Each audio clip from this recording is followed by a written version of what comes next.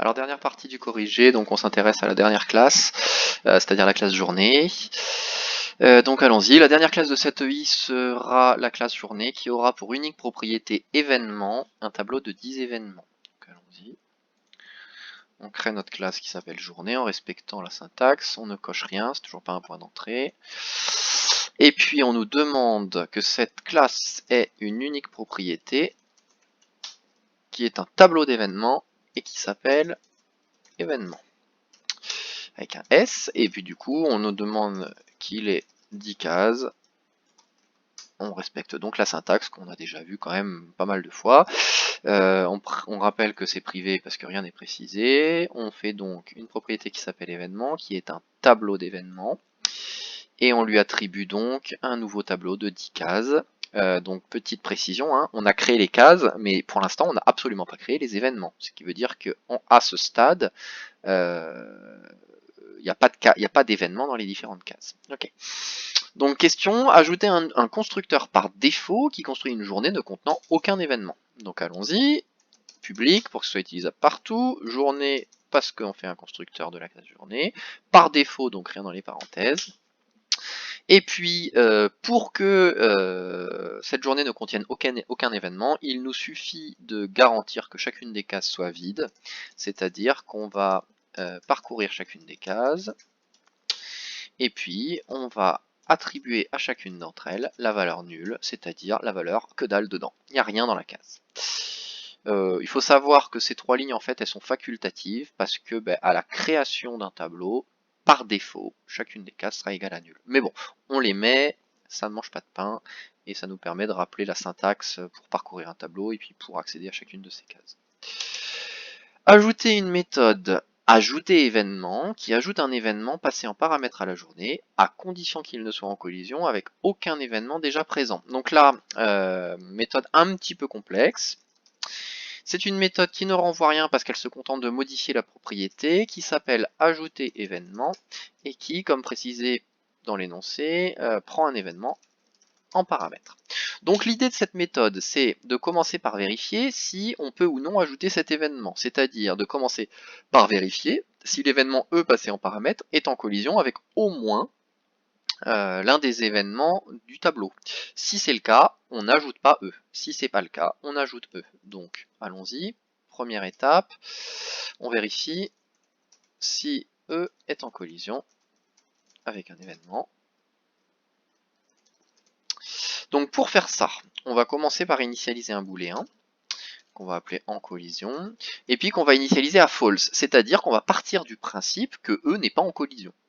Jusqu'à preuve du contraire, c'est-à-dire jusqu'à ce qu'on trouve un événement du tableau qui soit en collision avec E, eh bien, pas de problème, on a toujours le droit d'ajouter E. Ensuite, on parcourt notre tableau, et puis on va regarder, est-ce que, donc déjà, première chose, est-ce qu'il y a un événement dans le tableau? Donc si c'est différent de nul, ça veut dire que la case I contient un événement. Ça c'est la première des conditions, hein, sinon on va avoir un null pointer exception. Et puis une fois qu'on a regardé, on a vérifié qu'il y a un événement dans la case I, on va regarder est-ce que E est en collision avec cet événement. Et si ces deux conditions sont vraies, donc s'il y a un événement dans la case I et qu'en plus E est en collision avec cet événement, et bien dans ce cas, en collision, ça devient vrai. Ça devient vrai, c'est-à-dire qu'à partir de maintenant, je n'ai plus le droit d'ajouter E à mon tableau. Voilà. Alors, c'est fini, hein. Là on fait ça pour chaque case et puis on est tranquille. Pourquoi on est tranquille? Parce qu'une fois qu'on arrive à cette ligne, à la ligne 20, il y a deux cas de figure. Premier cas, ce test-là n'a jamais été vrai pour chacune des 10 cases. Si ce test n'a jamais été vrai, ça sous-entend qu'aucune des cases n'est en collision avec E. Par contre, à partir du moment où au moins une fois ce test a été vrai, eh bien, en collision est passé à true, ce qui veut dire que je n'ai plus le droit d'ajouter E. Moralité, pour ajouter E, il faut que tous les éléments du tableau ne soient pas en collision avec E. Voilà. Donc une fois que j'arrive là, eh ben, à condition que en collision soit égal à false, il me reste à ajouter l'événement. On ajoute l'événement si autorisé. Voilà. Donc si c'est autorisé, c'est-à-dire si en collision est égal à false. Il me reste à savoir où ajouter l'événement. Donc comment ça se passe? On va partir du principe déjà que le tableau n'est pas plein. Si le tableau est plein, eh ben on va dire qu'il n'y a plus de place et donc l'événement n'est pas ajouté. Et puis si le tableau n'est pas plein, eh on va aller chercher la première case qui soit égale à nul, c'est-à-dire qui ne contienne pas encore d'événement. Donc on parcourt le tableau. Et puis, on fait une coquille, tac. Et puis si la case I est vide, si elle est égale à nul, dans ce cas-là, eh bien je peux dire que cette case est maintenant égale non plus à nul, mais à mon événement que je souhaite ajouter. Et puis une fois que j'ai fait ça, je sors de ma boucle. Pourquoi je sors de ma boucle? Pour éviter d'ajouter E à toutes les cases vides du tableau. Si je fais le break, ça veut dire que dès que j'ai trouvé une case vide, je suis tranquille, j'ajoute E dans cette case, et ensuite je sors de la boucle, et donc je ne l'ajouterai pas dans les autres cases. Et une fois que je suis là, ma méthode est finie. Donc je récapitule, j'ai commencé par vérifier si il existait un événement dans la journée qui soit en collision avec E, et s'il n'y en a pas, d'accord, donc s'il n'y en a pas, alors je cherche la première case vide de mon tableau, et j'y ajoute l'événement en question. Une fois que j'ai fait ça, je sors de ma boucle, et donc je sors de ma méthode. C'était une méthode un petit peu compliquée, mais bon, on est à la fin de l'énoncé, donc ça me paraît plutôt logique. Avant-dernière question, ajouter une méthode toString qui affiche dans l'ordre chronologique chaque événement composant la journée. Donc ça c'est pareil, c'est une méthode un petit peu difficile, donc allons-y. On crée une méthode toString parce que c'est demandé, hein. Donc toujours la même chose, T minuscule, S majuscule, ça renvoie un string, et donc je vais vouloir renvoyer une chaîne de caractères qui affiche dans l'ordre chronologique chaque événement composant la journée. Donc allons-y. Alors là j'ai fait peut-être dans l'énoncé, donc là il y avait deux interprétations possibles, hein. Moi par défaut quand je vois toString j'estime que ça renvoie string, mais en l'occurrence là dans l'énoncé c'était marqué qui affiche dans l'ordre chronologique, donc qui dit affiche dit system out. Donc il y avait deux façons de faire, écoutez, soit vous renvoyez une chaîne de caractères qui contient tout ça, soit on va faire peut-être la méthode la plus directe, c'est-à-dire qu'on ne va rien renvoyer, et du coup on va afficher, hein, donc c'est-à-dire faire des system out, les événements dans l'ordre chronologique. Donc qui dit événements dans l'ordre chronologique dit qu'il faut commencer par trier nos événements. Donc étape 1, on trie les événements. On va mettre des accents. Tac. Donc pour trier les événements, on va s'y prendre sous la forme d'un triabule. Donc petit point important, on sait dans cette journée qu'il n'y a aucun événement en collision. Ce qui veut dire que pour trier la chronologie des événements, il me suffit de trier leur date de début, l'heure de début. Donc petit rappel sur triabule, on parcourt chacune des cases du tableau sauf la dernière. On parcourt encore une fois chacune des cases du tableau sauf la dernière. On va mettre des J par contre. Et puis, si la case J est plus petite que la case J plus 1, dans ce cas-là, on inverse les deux. Sauf que là, le symbole plus petit, il n'existe pas pour des événements. Donc il faut que je demande, est-ce que la case... pardon, c'est plus grand. Voilà. Donc, est-ce que la case J plus 1 précède la case J? Mais encore une fois, cette méthode précède n'existe pas pour la case, pour un événement. Par contre, ce qui existe, c'est est-ce que le début de l'événement J plus 1 précède le début de l'événement J. Voilà. Donc je récapitule, si le début de l'événement J plus 1 précède le début de l'événement J, dans ce cas-là, j'inverse les deux. Donc dans ce cas-là, je vais faire un événement tampon qui va être égal à événement de J plus 1. Ensuite, je vais dire que événement de J plus 1 est égal à événement de J. Donc là, il manque un S. Et enfin, événement de J est égal à TMP.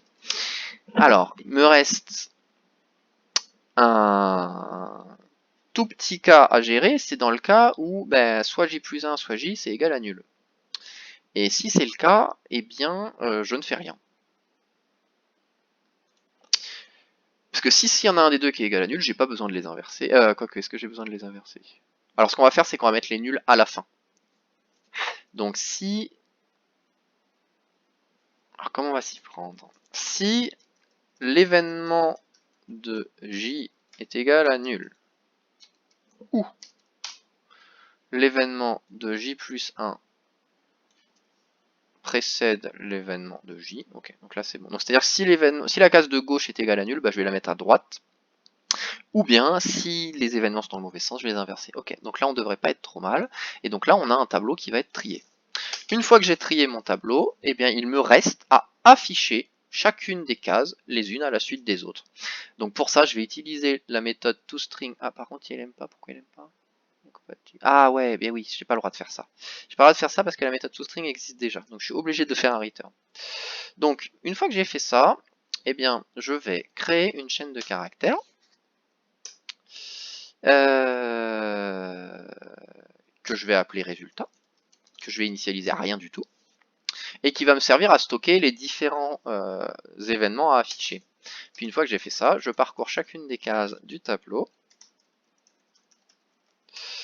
et puis je dis résultat plus égal.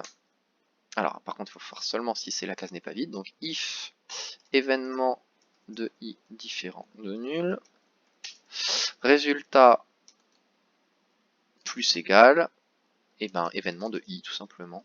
Et puis je vais mettre un truc que vous connaissez probablement pas encore, mais c'est le anti/n. Donc anti/n ça veut dire retour à la ligne, hein. C'est un symbole c'est un caractère spécial qui sous-entend un retour à la ligne. Et donc voilà, donc là en fait je crée une chaîne de caractères qui contient des retours à la ligne et qui affiche les événements les uns après les autres, à condition que ce soit différent de nul. Et bien sûr ces événements ils sont triés puisqu'on a pris soin de les trier auparavant. Puis une fois que j'ai fini, je return résultat. Voilà, fin de la méthode toString. Et il nous reste une dernière question qui est de, dans la classe examen main, modifier la méthode pour qu'une journée J1 soit créée. Donc allons-y, créons une journée J1. Alors là, j'ai qu'un seul constructeur, c'est le constructeur par défaut, donc tout va bien.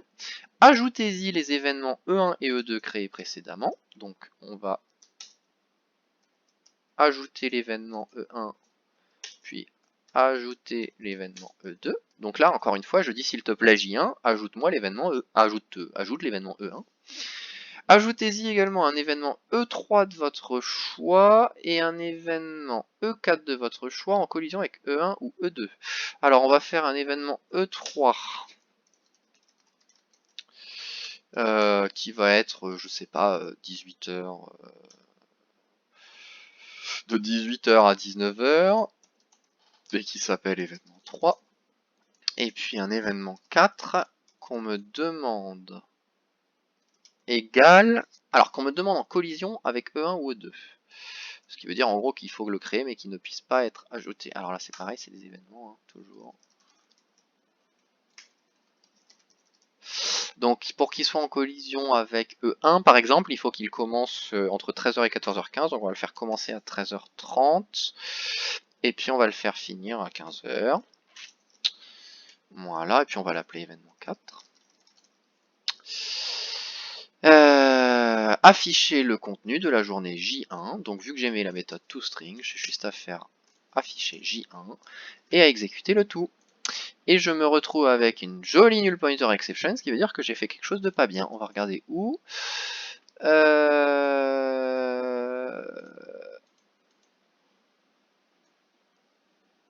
Ah bah oui, il me manque ici, il faut que je teste, il faut pour que ça soit valide, il faut que les deux soient différents de nul, donc il faut absolument que événement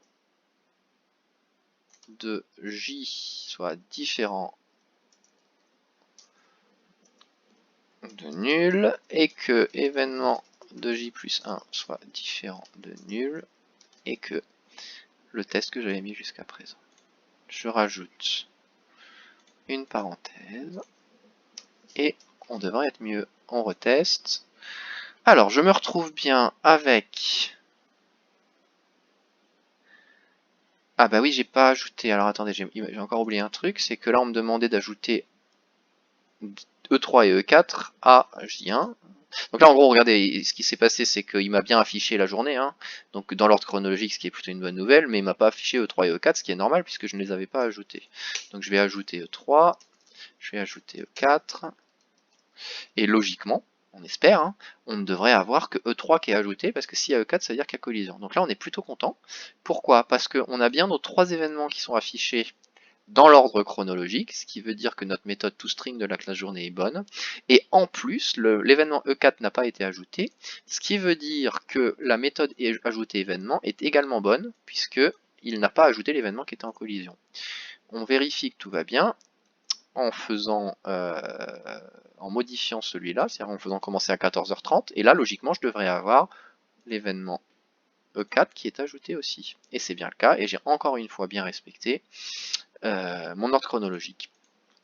Voilà, donc on est à la fin de l'énoncé, un petit peu compliqué, hein, je ne le cache pas, plus compliqué probablement que l'autre sujet, mais voilà, à mon avis, à la hauteur de ce que vous êtes capable de faire. Voilà.